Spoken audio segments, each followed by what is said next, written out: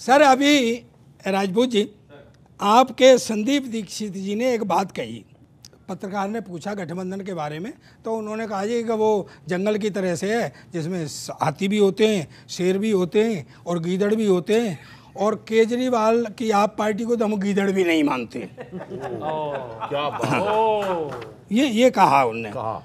वैसे बात ये ताली की थी, पर तुम कब बजाओगे?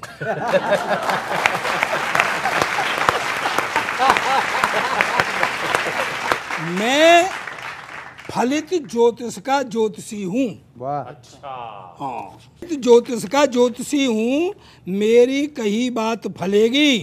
मैंने इसी शो में कह दिया था, कांग्रेस और आप पार्टी में सबसे पहले जूतों में दाल बटेगी।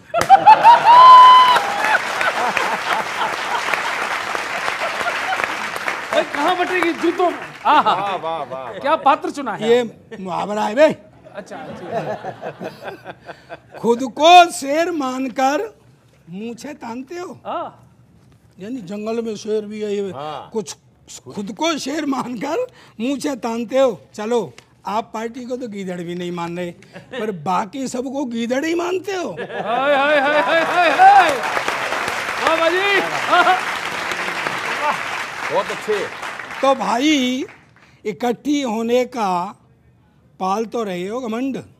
अभी इसमें एक शब्द आएगा फलाने, वो समझ लेना मैं क्या कह रहा हूँ। इकट्ठे होने का पाल तो रहे हो घमंड, क्या शेर का शिकार कर लेगा ये फलानों का झुंड? फलानों का शेर का शिकार कर रहा है ये फलानों का झुंड। दोनों का, अच्छा दोनों गठबंधन की हालत आप बच्चे ज्यादा समझेंगे, दोनों गठबंधन की हालत बताता हूँ कैसी है। भाजपा लुक लुक, कांग्रेस धुक धुक। भाजपा लुक लुक, कांग्रेस धुक धुक, भाजपा पबजी और कांग्रेस फेसबुक। बताता हूं कैसे। खेल नकली लेकिन रिजल्ट असली है। खेल नकली लेकिन रिजल्ट असली है। पबजी पर तो शादी विवाह होने लग गए, लेकिन फेसबुक पर तो पता ही नहीं चल रहा है कि ये बबलू है कि बबली है।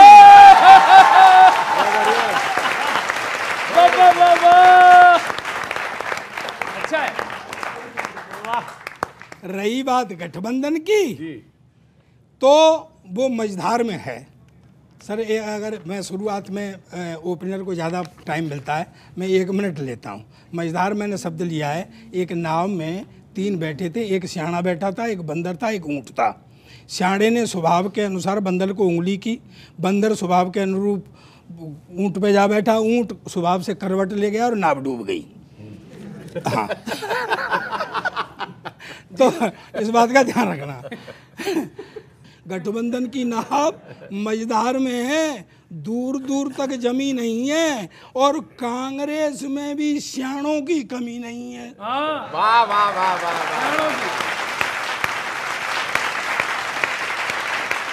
मैं लास्ट में कहता हूँ, मैं फलित ज्योतिष का ज्योतिषी हूँ। ताली बजाना गोपाल जी रंग से। मैं फलित ज्योतिष का ज्योतिषी हूँ। 24 में यदि गठबंधन गोता खाएगा तो देख लेना, उसे कोई कांग्रेसी सियाना ही डुबाएगा।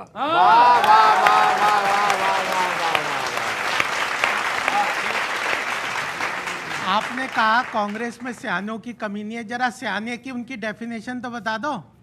अभी उंगली करी थी, सुनी नहीं थी क्या?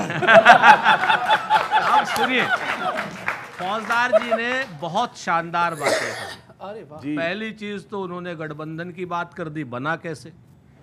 तो लोग कहते हैं कि फिराक ने कहा था, और फिराक का नाम रघुपति सहाय था, कोई मोमिन खान नहीं थे, पहले बताता हूं। ठीक है, कि सर जमीने हिंद पर अक़वाम आलम के फिराक, काफिले बसते गए हिंदुस्तान बनता गया। तो बच्चों ये गठबंधन हमारा ऐसे बना। फौजदार जी कवि हैं तो कवि के रूप में जवाब दे रहे हैं। दूसरा आपने कहा फलित ज्योतिषी, तो आपके अंदर तो वही मोदी वाला अहंकार आ गया कि मुझसे मोहतात होके गुफ्तगू करना, मुझसे मोहतात होके गुफ्तगू करना, मेरा सिलसिला अल्लाह मियाँ तक है। तो ये अल्लाह मियाँ कहीं मोदी जी हो गए क्या? बात आप समझो फौजदार जी, हमारे गठबंधन की तो चिंता छोड़ दो, हमारा गठबंधन तो अभी तक एक है। लेकिन आप ये जो इनका गठबंधन है, जिनकी तरफ आप बैठे हो, इनके गठबंधन ने अभी 4 दिन पहले एक पार्टी भाग गई। 38 थी, 37 रह गई। मणिपुर वाली एक पार्टी कुकी नेशनल अलायंस जो है वो भाग गया। तो नाव में इनकी छेद हो रहा है। 24 के चुनाव में आपको यही बात कहनी पड़ेगी, लेकिन आप हमारी तरफ से कहोगे। गठबंधन है वो पूरी तरह से, अगर पिछला इतिहास अगर आप देखेंगे तो ठगबंधन के अलावा कुछ नहीं है। हिंसा का हिस्सा बन जाएगा। चल शुरू कर। ये कह रहा था मोदी जी का नाम नहीं है, मोदी जी का नाम नहीं है। तेरे को क्या पता? सुनो कि यहाँ वहाँ सारे जहाँ में ये आवाज है, अरे यहाँ वहाँ सारे जहाँ में ये आवाज है, अरे मोदी जी ओ मोदी जी तुम जिंदाबाद, मोदी जी ओ मोदी जी तुम जिंदाबाद। अरे सारे देशवासियों पे, सारे देशवासियों को मोदी जी पे नाज है, सारे देशवासियों को मोदी जी पे नाज है, अरे मोदी जी ओ मोदी जी तुम जिंदाबाद, मोदी जी ओ मोदी जी तुम जिंदाबाद। के कहती है दुनिया ये सारी, हो रही चर्चा तुम्हारी, एक मोदी, हाँ हाँ मोदी सब पे है भारी, अरे आपके ही सर पे, आपके ही सर पे तो 24 का ताज है, आपके ही सर पे तो 24 का ताज है, अरे मोदी जी ओ मोदी जी तुम जिंदाबाद, अरे मोदी जी ओ मोदी जी तुम जिंदाबाद। कितने खुश हैं अग्रवाल साहब कि यहाँ वहाँ। दूसरा सुनो कि राम का मंदिर बना के धारा 70 को हटा के, घर में दुश्मन, हाँ जी दुश्मन को यूं हरा के, आपने बचाई ये भारत की लाज है, आपने बचाई ये भारत की लाज है, मोदी जी ओ मोदी जी तुम जिंदाबाद, हाँ मोदी जी ओ मोदी जी तुम जिंदाबाद। यहाँ वहाँ सारे जहाँ में ये आवाज है, यहाँ वहाँ सारे। बहुत अच्छे।